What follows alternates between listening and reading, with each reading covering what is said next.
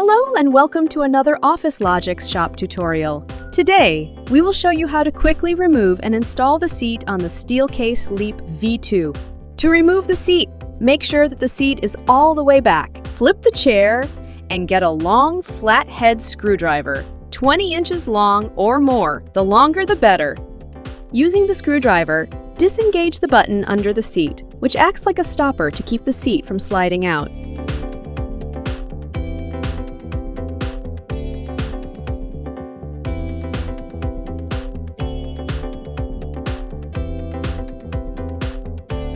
Now to install the seat.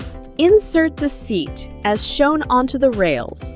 Make sure that the rails are in their place or else the seat will not slide.